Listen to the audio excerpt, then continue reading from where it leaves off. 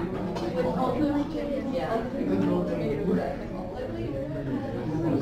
let's we get down here at the bottom of page 25.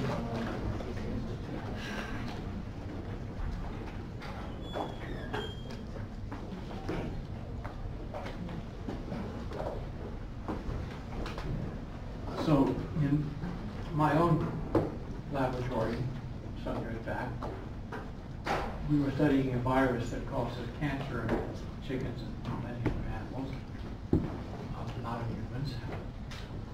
But this virus, 100% of the chicken cells get infected, and within hours they're becoming cancerous, and the next morning they're full-blown malignant cancer cells.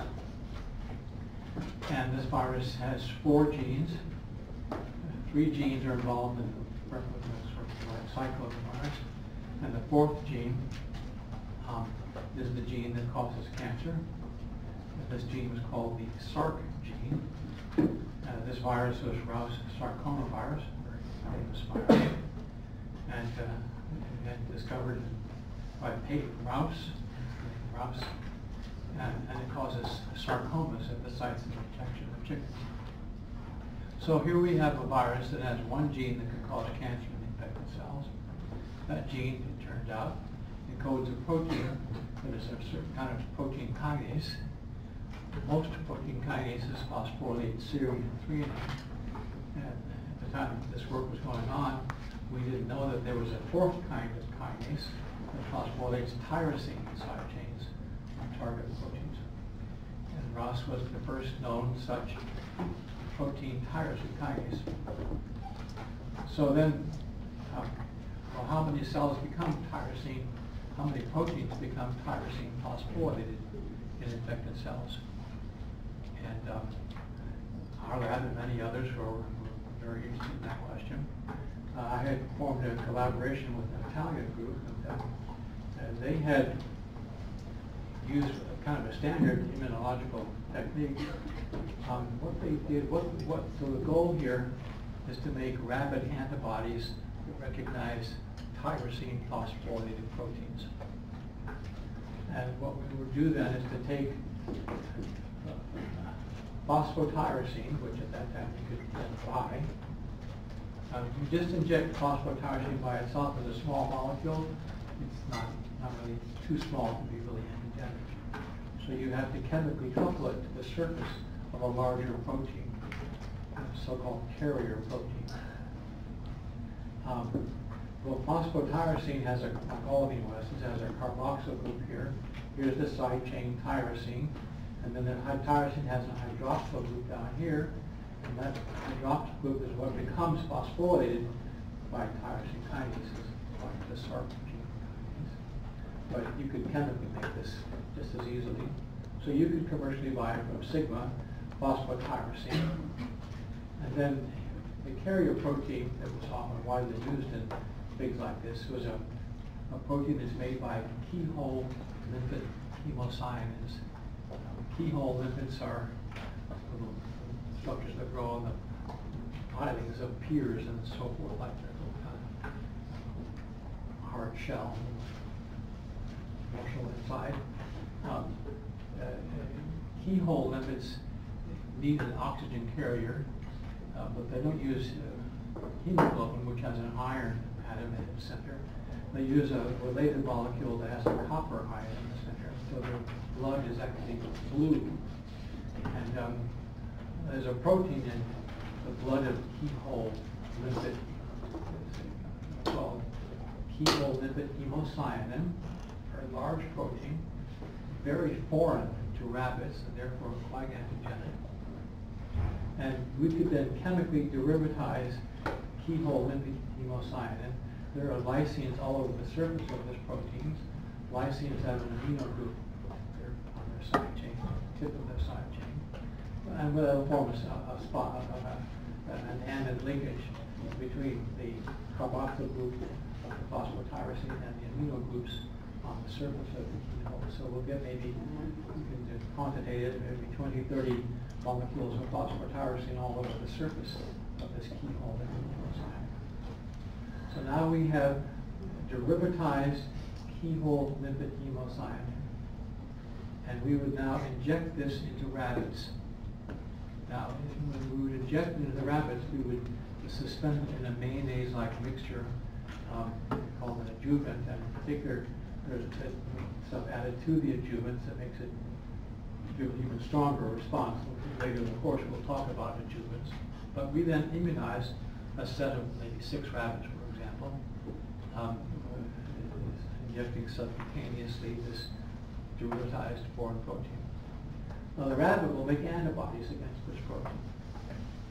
Many of the antibodies may recognize epitopes anywhere all over the surface of this hemocyanin protein, but we hope that some of the antibodies will be directed against the phosphotyrosine group itself.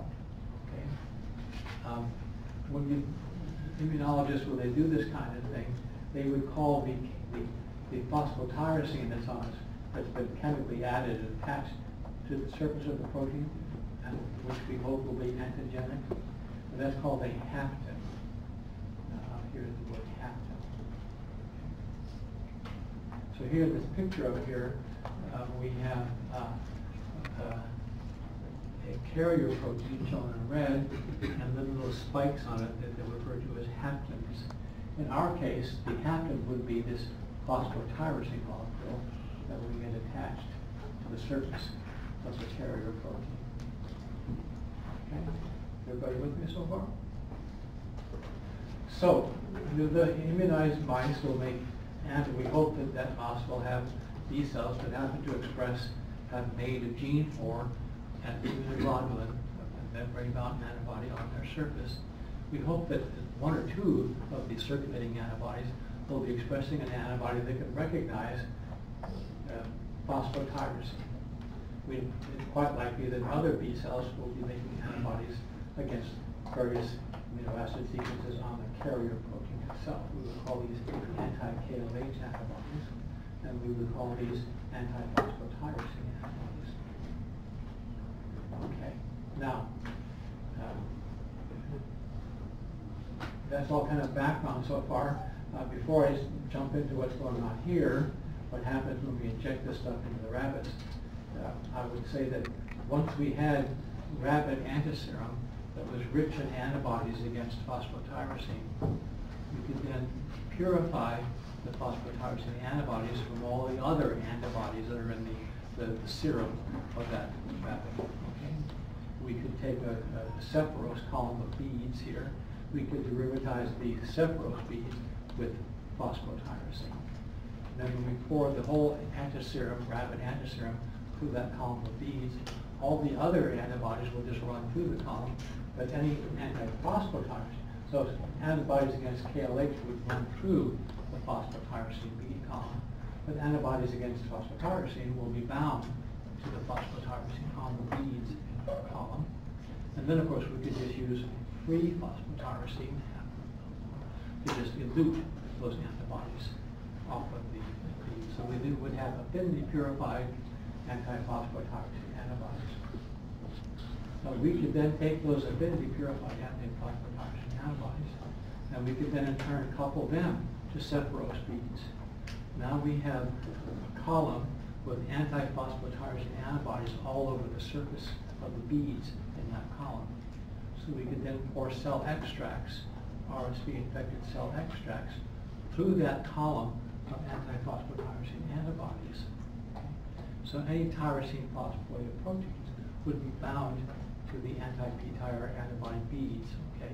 The rest of the cellular proteins would just run through the column.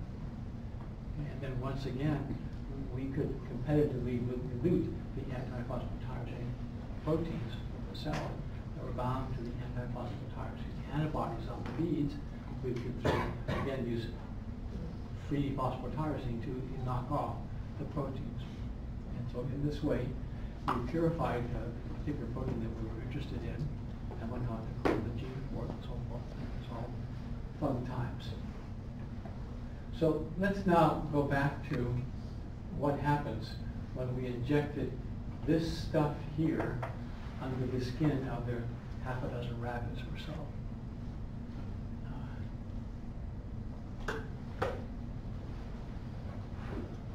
so here is the carrier protein, hemolymphic hemocyanin, very good. Okay. And we derivatize it with phosphotyrosine molecules all over its surface. Okay. When we inject this, so here's the carrier protein is KLH, and the hapten is the phosphotyrosine. We hope that there will be a B cell, at least one B cell, and that each rabbit will make maybe a couple of B cells, who knows, that happen to have on their surface antibodies that would bind the hapten, our phosphotyrosine molecule. Now, by the way, there certainly would be other antibodies that will bind other epitopes on the surface of the KLH carrier protein. So when we inject this into rabbits, we'll get the desired B cell that's making anti-p-tire antibodies, but there'll be other B cells that are making antibodies that recognize, some over here on the carrier protein, some sequence of amino acids somewhere else. Another B cell not making antibodies against a string of amino acids, maybe over here somewhere. But let's focus on the B cell that's making anti-phosphotyrosine antibodies, contrast that with the cell. The immunoglobulin M will bind the whole protein, the whole derivatized protein, and then the whole derivatized protein and the immunoglobulin will be endocytosed. This is a form of what's called receptor-mediated endocytosis. It's brought into the cell, it fuses with lysosomes, and the whole KLH protein will be cut up into peptides. The immunoglobulin will also be cut up into peptides. And now, some of these peptides might be, let's say, right here in a region, and we produce a peptide that doesn't have any p-tire on it, but it's a foreign protein. And this B cell might make among its repertoire of MHC2 molecules here. It might be making an MHC2 molecule that can bind this peptide. Maybe it'll have an MHC2 molecule that can bind an actual, that maybe this will cut here and here, we'll get this peptide that has actually the p-tire on it. But that's not necessary. Any peptide that's cleaved that combines any one of the 6 MHC proteins this rabbit can make, that peptide will be presented on the surface of the B cell. Here it is here. Here's the anti-p-tire antibodies, peptides derived from the KLH protein, which may or may not contain phosphotyrosine, doesn't matter. They'll be being presented on the MHC2 molecules of this B cell. Okay. Now, down here, a separate branch of the immune system, macrophages will have engulfed this piece of protein here and brought it in and chopped it up into bits and pieces just by sort of an endocytosis process that macrophages do, phagocytosis process. And this macrophage, being the same cell of the same rabbit, will express the same MHC molecule on its surface that the B cell is expressing on its surface. This particular rabbit, rabbit number 4, will have a certain set of 6 MHC2 genes, mom and dad different kind of thing. And one of those 6, please God, that can bind an MHC peptide derived from this very foreign protein. So this macrophages, by the way, if you remember, are among the 3 professional antigen-presenting cells. So it loads its MHC molecules with peptide derived from the KLH. Okay. And it presents this stuff in a lymph node to the CD4 T cells, which have come in by the higher endothelial granule, and they've gotten into the guts of the lymph node, and they're circulating around, sniffing around, okay? And this one particular T cell, out of 1 million, his T cell receptor recognizes this little KLH peptide being presented by the MHC2 molecules of this macrophage. And then the macrophage will also send signal 2 to this CD4 T cell. And then this CD4 T cell will then proliferate, and then the clonal descendants will then differentiate into proper T helper cells. Okay. And in a circumstance like this, where we're just injecting a foreign protein, probably we're going to be mostly directed towards a T helper 2 pathway as opposed to a T helper 1. But we'll be making some of these CD4 T cells will then differentiate into T helper 2 cells. These blue T helper 2 cells, they are the cells that have to partner with that lucky for me, B cell is making an anti-p-tire antibody. And so now this differentiated T helper 2 cell, its T cell receptor recognizes the same peptide that it saw down here presented by the macrophages, that same peptide, because these B cells and T cells and macrophages are partnering on the same animal. So the peptide that was recognized here by this T cell receptor on an MHC2 molecule will be recognized by that same T cell receptor when presented by the MHC2 molecule. The same MHC2 molecule is expressed by the B cell. Okay. And so now this T cell receptor will fire, and it will then secrete the special cytokines that a B cell needs to both proliferate and differentiate into plasma cells, secreting anti-p-tire antibody. Early on, they'll just be secreting rough and ready IgM anti-p-tire antibody, but later on they'll move to the B cell area of the lymph node, and they'll do a class switch, and they'll also do hypermutation and so forth, and so they'll make an affinity selected class switched anti-p-tire antibody. And we'll be, after we immunize them, give the rabbit a shot, a few boosts, then it sort of, after a few weeks, we'll start doing weekly bloods, draws from the rabbit. Just take the rabbit is not happy about this, but it's not really hurting him.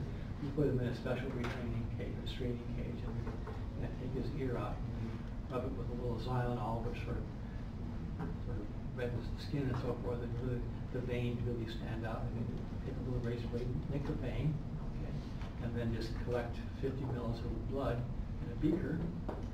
That blood in a sterile beaker, so we'll put that in the refrigerator, and the blood will then clot, and all the red blood cells are in the clot, and all the serum is in the fluid that surrounds the clot. And we just pour off, decant off the fluid, which is the serum, and in fact it's an antiserum because it has antibodies against our. Okay, so that's kind of putting it all together for you. Okay, and I think we've gone through enough stuff by now that I believe you can follow what I was just talking about here. Now, on the first test, we do not have to memorize this picture here. I'm not going to ask you to reproduce it on the test. I just want to go through it with you so you understand kind of the big picture about what we're talking about.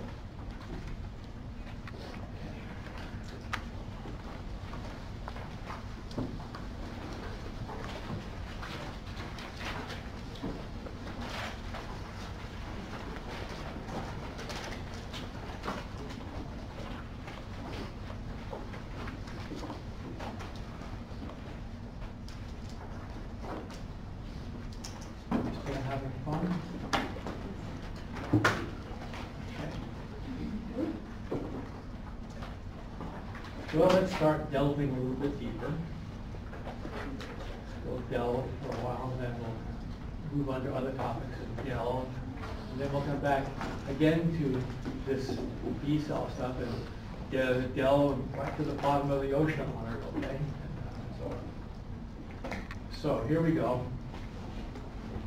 Coming on your textbook here. Hey, Dr. Berg, may I ask one question? Yes, of course. Earlier today you mentioned that we have kind of like a test review. Yes. Is that happening today, or is it No, happening? no, that's gonna be next Friday's lectures. We're gonna do that exam. Okay, I was asking. And then the following Friday will be the exam.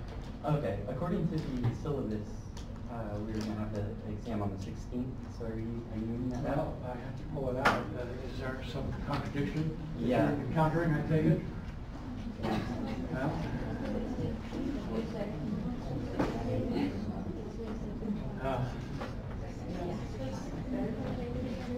well, I don't have the syllabus with me. And it won't do me any good to yours, I don't think, because that's see mine. Maybe I have an old one? So, oh, Because the 16th is Saturday too, so. yeah. Okay. I'll bring the updated syllabus. Cool. The syllabus I'm operating from, this is actually the 8th, okay? And then we have one more lecture and then the exam. Yeah, I apologize, but this is the syllabus for the 4th edition. That's what I guess all of you have, all of us of you have. So, thank you. I apologize for the confusion and.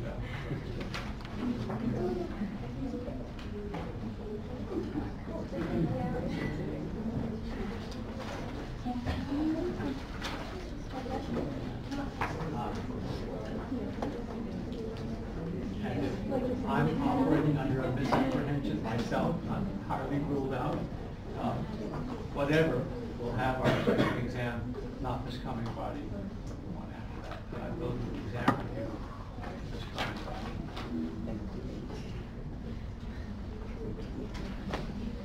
So then, as we said, plasma cells secrete antibodies of the same antigenic specificity as the membrane-bound immunoglobulin expressed by their B-cell precursor. So here is a resting B-cell making IgM with, let's say, anti-p-tyrr antibody specificity and anti-p-tyrr specificity. And it encounters a cognate antigen, and then this B-cell will then proliferate and differentiate, and it will secrete, actually, among the earlier cells of the linear descendants of this one guy, the first, after maybe few cell doublings, were not yet at maybe at $100 overall. The linear descendants were maybe at the 20 cell or whatever number of descendants. They'll go ahead and become plasma cells secreting the same IgM that they were expressing as a membrane protein. Okay. And this will be rough and ready. It will not have been affinity tuned or class switched or anything, of course. But then the rest of the descendants of this cell, the rest of the clone descendants, as I say, they move into the B cell area of the lymph node. We get mutations of the gene that encodes this, let's say, anti-p-tyrr antibody, and we select for anti-p-tyrr antibodies with even tighter binding affinity. Okay? And they may then class switch, typically maybe immunoglobulin G, for example.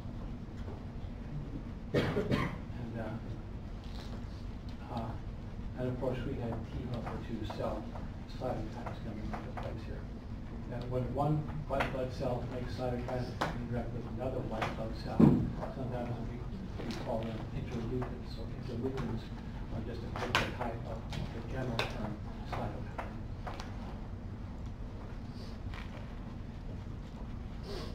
Okay. Now, I wrote down here rule 5 next to this. As we'll be discussing, when we take this membrane protein and alter the splicing of the primary RNA transcript, so it now encodes messenger RNA that codes for a secreted protein rather than into a membrane protein. Each IgM has 2 arms and a tail. The tails of 5 EGMs are joined together to form a pentamer structure. So we have 5 IgM molecules. Each arm of one of the each one mer of the pentamer has two arms with two binding sites. So a pentamer molecule of IgM actually has 10 antigen binding sites on it. Not to worry about that for now. I just mentioned it. We'll come back and talk about that. Okay.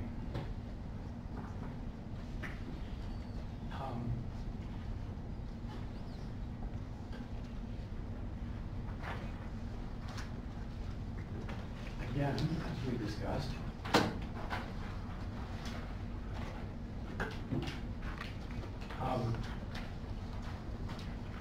remember an antibody protein. Okay, this would actually be what's shown here would be an immunoglobulin G molecule. If it were IgM, instead of having two box-like subdomains here, we would have a third. Not to worry about that. We have a tail, and so the tail is made up of this part from one heavy chain and this part from the other heavy chain. This is the carboxy terminal end of the heavy chain. These are the two amino terminal ends of the heavy chain. Okay. These three regions here, the two tail and this part of the arm, they are constant, as shown in blue here. The two constant domains in the tail, or IgG, plus this constant domain here in the arm of this heavy chain and the same thing for this heavy chain. For all immunoglobulin G molecules, they have the exact same amino acid sequence in what's coded here as blue. If this were an IgM molecule, the amino acid would actually, for one thing, we'd have one more domain down here, and we would have blue domains in IgM, and all IgM blue domains have the exact same amino acid, which is different slightly from the amino acid sequences of the IgG blue coded regions here. So within a class, IgM, IgG, IgE, IgA, the stuff that's coded blue here, the constant domains, has the exact same amino acids for all members of a particular class, but different classes, they differ from each other in amino acid sequences. That's because there are going to be cells with receptors that bind the tail of the antibody, and we want to have cells respond to IgM tails, but not to IgG tails, or whatever. So the different IgMs can be recognized by different accessory partner cells to give different kinds of responses. I'm getting ahead of myself here. I just want you to know that an antibody has two heavy chains with these subdomains. For the heavy chains, three of the subdomains are so-called constant regions, and then the tips, the last domain out here, is variable. So each IgG molecule will have the exact same amino acid sequence in the blue regions, but each IgG will differ from all other IgGs by the particular amino acid sequence in the red part of the antibody. So reds are the variable domains, as shown here, and the blue are the so-called constant regions. When we make an IgM, we're going to have produced a molecule that looks like this, except it has a third pair of blue guys down here. When we do class switching, we keep the red parts. The IgM red parts are kept, and we just switch out in the ways I want to describe it. Because we now involving transcriptional acrobatics, we will then, at the level of DNA, no longer read the DNA that codes for these. We'll take this, and in the primary RNA transcript, we'll be preparing this same great anti-empire specific variable part here. We'll now make a primary RNA transcript where we then end up attached. This ends up being attached to the constant domain coding sequences for, let's say, an IgG or an IgM. So when we class switch, we keep the red parts and then just add different blue coded parts, or the blue part for an IgG, or the blue part for an IgA, or that kind of thing. If you don't quite follow me, don't worry, we'll have more pictures and more discussion about this down the road. Right now, you know that antibodies have domains that are constant and domains that are variable. As we'll be discussing, out here at the very tips, we have what are called hypervariable regions. And we'll talk about why these end up being hypervariable.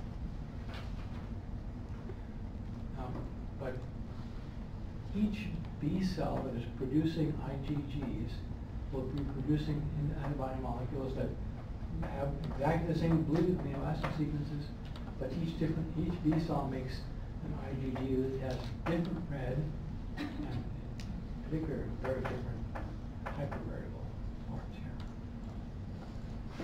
Now, there's some other terminology that we need to talk about.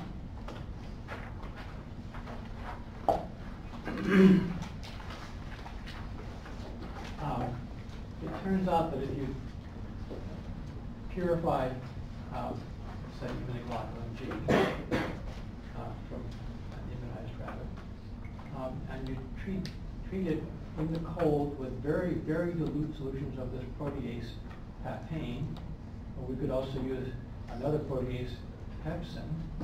And if we do this in the cold at low concentrations, we get very selective cutting here. Okay? Papain will cut right here in the neck of the arms here. Right, so I'm kind of confusing my metaphors here.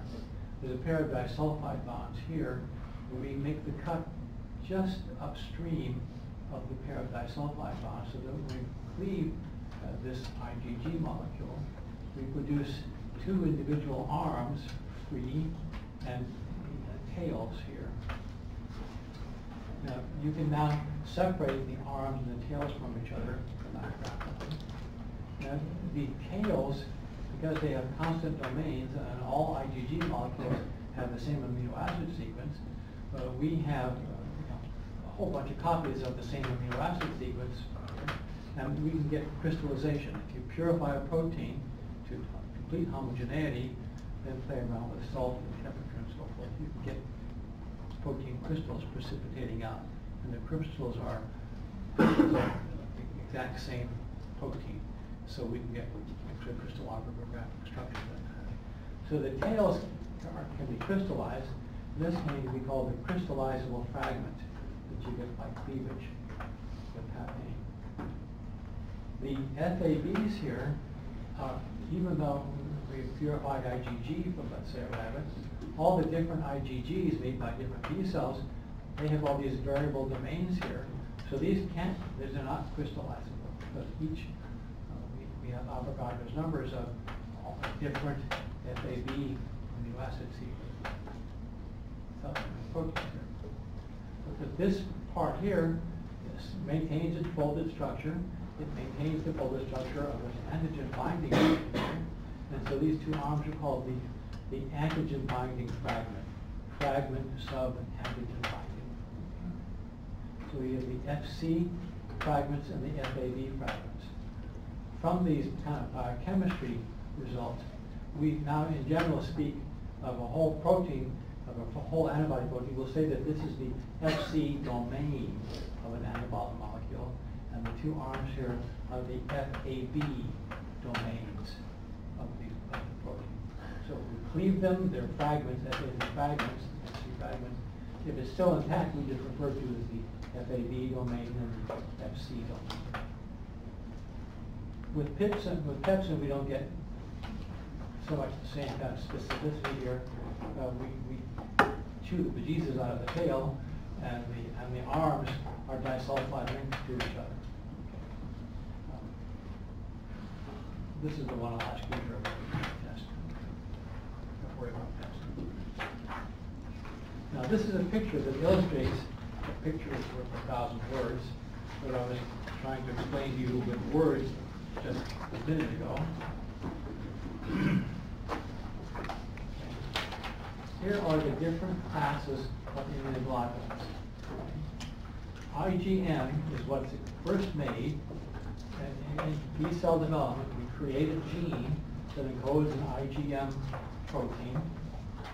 This gene expresses the protein in a transmembrane integral membrane. This is the membrane of the cell, the transmembrane. It's a little short beside a solid field. So this is membrane-bound IgM. Okay.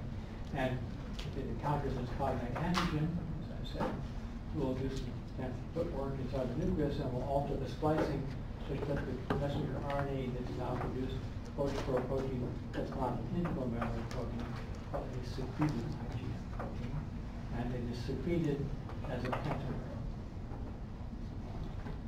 And secreted pentameric IgM is really good at activating complement.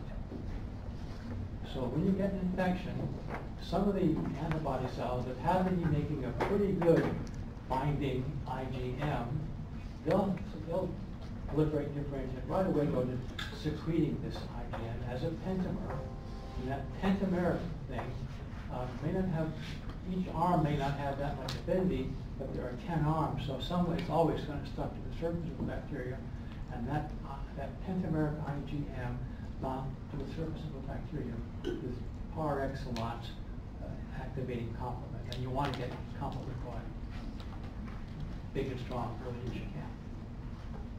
The rest of the descendants of that B cell, then, as I said, will go into the B cell domain of the lymph node, and they will do class switching. Certain foreign agents are best treated by producing a soluble immunoglobulin G protein.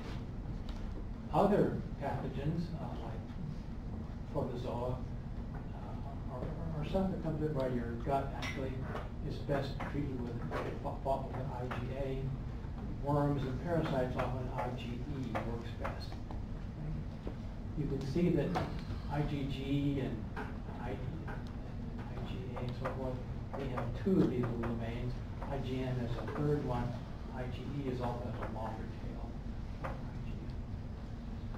The blue domains, the amino acid sequences of an IgE constant domain, are different from an amino acid sequence from IgA or IgD or IgM. But all IgEs have the exact same amino acid constant sequence. All IgMs have the exact same amino acid sequence. Do I have to say that? You get that, I presume. You're getting tired of me telling you that? Okay. That's the deal with the constant domain. Just to say a little bit about these 5 different kinds of antibodies. Immunoglobulin G, most abundant antibody in blood. It functions best to opsonize bacteria or virus particles, make them more tasty for macrophages to engulf and destroy. IgM on the surface membrane of mature naive B cells, and released in soluble pentameric form if that B cell encounters its cognate antigen, and then it differentiates the plasma cells secreting. And as I said, IgM as a pentamer is very good at activating complement when binding to the surface of the bacteria. IgD, mysterious little IgD. I suppose you need more than all the specialized literature. It's a little weird one. We'll talk more about IgD later on. It must have some function, but it's kind of mysterious to me, so lucky for you, you don't have to worry about all the weird things, I suppose, with the natural function of immunoglobulin T. Okay. Immunoglobulin A,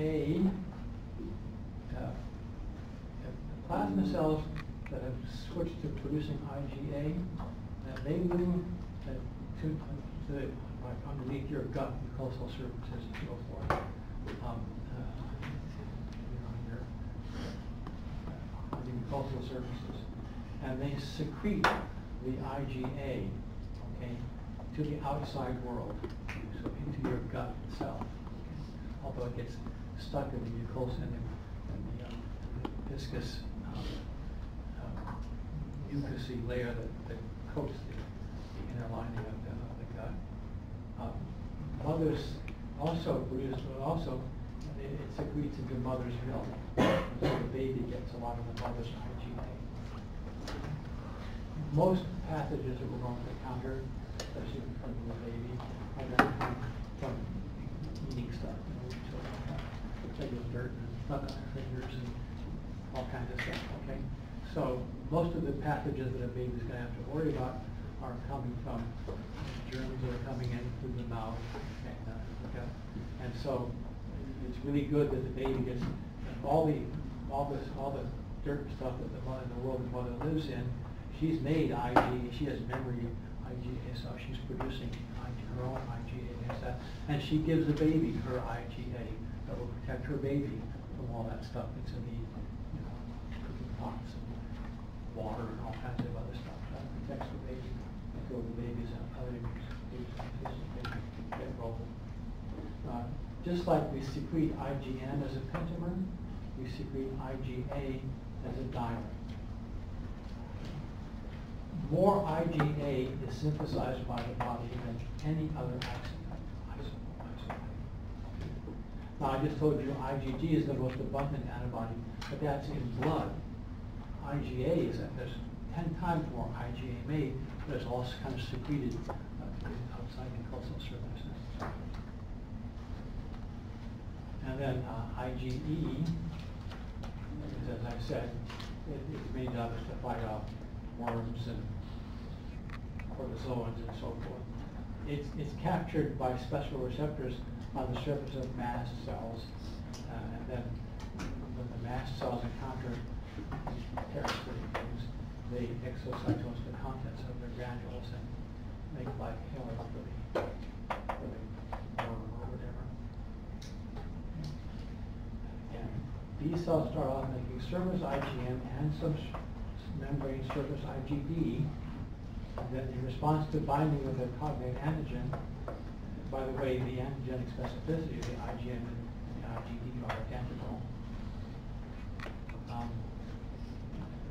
The B cells will first start secreting some IgM, and later they switch to make and secrete these other isoforms, as we've been saying 1,000 times.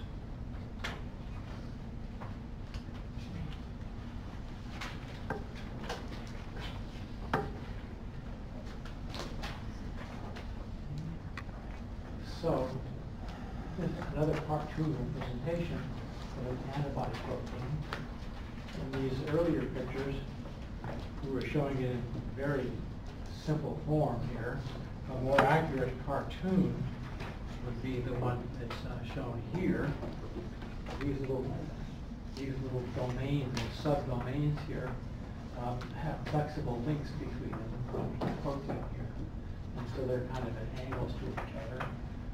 Here's the two constant domains of this heavy chain. And then a flexible region right here. These two arms are flexibly attached to the tail, so they can, if my body is the tail, the arms can go up, they can swivel around, they're kind of freely moving on a little flexible connecting joint right here, and on the other one right here. This one lies underneath this one here, but then this one crosses over this one here, structure and so forth. So here's the heavy chain. It crosses over on top of the partner heavy chain. Okay? And then here's the constant domain in one of the arms here. These constant domains are numbered from the immunoterminal end. So this is constant domain of the heavy chain number 1. This is constant domain of the heavy chain number 2. Constant heavy number 3. Same thing for the yellow, not shown. And then this is the variable domain of the heavy chain. Here's the light chain is encoded by a separate gene.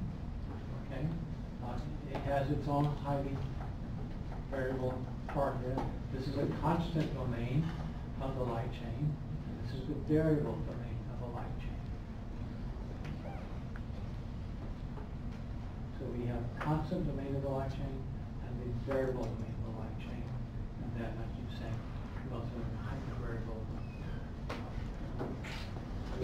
more accurate cartoon representation. And now here you see the crystallographic structure of an antibody molecule with the same color coding here.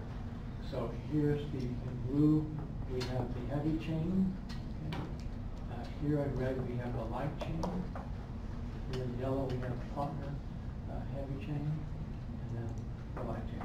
The light chains here and here are the same as the light chains here and here. So these two light chains are identical. The two heavy chains are identical. So the antigenic specificity that we create by the surface structure of this arm is going to be identical to the surface structure, the antigen-binding surface structure of the bicandid arm. Okay. Now, I want to finish a little bit more here. I want to talk about a little more detail about these so-called subdomains here.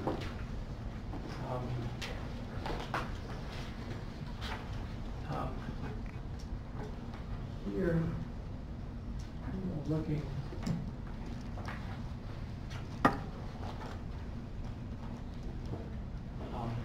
at the light chain.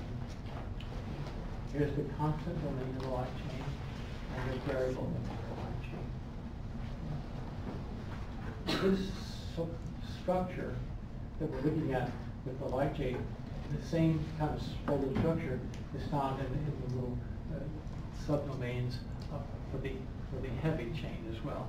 The two subdomains of the tail and then this subdomain of the constant region of the arm. They all have a particular kind of structure here, and it's called the immunoglobulin fold. Okay.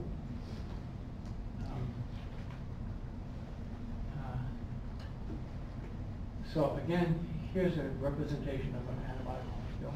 Here's the heavy chain, constant, constant, constant, variable. There's the light chain, constant, variable. And all three of these constant domains, and even the variable domain, although it's a little bit more jazzy, free form in the variable domain, we have basically what has been called a bread and butter sandwich structure. Okay? And the bread of this bread and butter sandwich, the bread is a beta structure, beta chain group here. Okay? If you remember your biochemistry, a linear string of amino acids